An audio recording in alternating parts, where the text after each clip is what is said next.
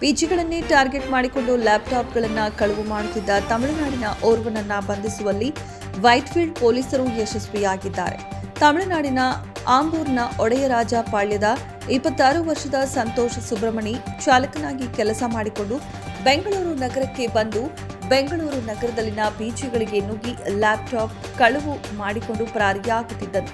ಈ ಸಂಬಂಧ ವೈಟ್ಫೀಲ್ಡ್ ಪಿಜಿಯೊಂದರಲ್ಲಿ ವಾಸವಿದ್ದ ಸಂಗಮೇಶ್ ಅವರ ಲ್ಯಾಪ್ಟಾಪ್ ಕಳುವಾಗಿರುವ ಬಗ್ಗೆ ವೈಟ್ಫೀಲ್ಡ್ ಪೊಲೀಸ್ ಠಾಣೆಯಲ್ಲಿ ದೂರನ್ನ ನೀಡುತ್ತಾರೆ. ಪೊಲೀಸ್ ಇನ್ಸ್ಪೆಕ್ಟರ್ ಗುರುಪ್ರಸಾದ್ ಅವರು ಪ್ರಕರಣವನ್ನು ದಾಖಲಿಸಿಕೊಂಡು ಆರೋಪಿಯ ಬಂಧನಕ್ಕೆ ತಂಡವೊಂದನ್ನು ರಚಿಸಿ ಫೀಲ್ಡ್ಗೆ ಇಳಿಸುತ್ತಾರೆ. ವಿವಿಧ ಆಯಾಮಗಳಲ್ಲಿ ತನಿಖೆ ಕೈಗೊಂಡ ತಂಡಕ್ಕೆ ಪಟ್ಟಂದೂರು ಅಗ್ರಹಾರದ ಪಿಜಿಯೊಂದರ ಬಳಿ ಕಳ್ಳತನಕ್ಕೆ ಹೊಂಚು ಹಾಕುತ್ತಿದ್ದನೆಂಬ ಖಚಿತವಾದ ಮಾಹಿತಿಯನ್ನ ಆಧರಿಸಿ ಕಾರ್ಯಾಚರಣೆ ನಡೆಸಿ ವಶಕ್ಕೆ ಪಡೆದುಕೊಂಡು ವಿಚಾರಣೆಗೆ ಒಳಪಡಿಸುತ್ತಾರೆ. ಬೆಂಗಳೂರು ನಗರದ ವಿವಿಧ ಪಿಜಿಗಳಲ್ಲಿ ಲ್ಯಾಪ್ಟಾಪ್ಗಳನ್ನು ಕಳವು ಮಾಡಿಕೊಂಡು ಚೆನ್ನೈ ಮತ್ತು ಡೆಲ್ಲಿಯಲ್ಲಿ ಮಾರಾಟ ಮಾಡುವುದಾಗಿ ತಪ್ಪೊಪ್ಪಿಕೊಂಡಿದ್ದಾನೆ. ಬಂಧಿತ ಆರೋಪಿ 26 ವರ್ಷದ ಸಂತೋಷ್ ಸುಬ್ರಮಣಿಯಿಂದ 10 ಲಕ್ಷ ಮೌಲ್ಯದ ವಿವಿಧ ಕಂಪನಿಯ 15 ಲ್ಯಾಪ್ಟಾಪ್ಗಳನ್ನು ವೈಟ್ಫೀಲ್ಡ್ ಪೊಲೀಸ್ ಠಾಣೆಯ ಪೊಲೀಸರು ವಶಕ್ಕೆ ಪಡೆದುಕೊಂಡಿದ್ದಾರೆ.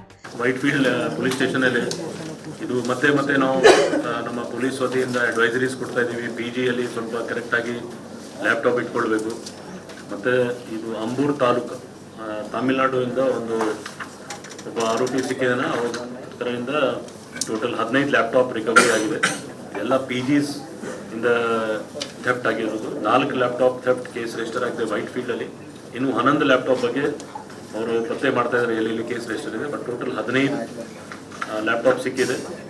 ಇವರು ಆರೋಪಿ ಅವರು ತಮಿಳುನಾಡು.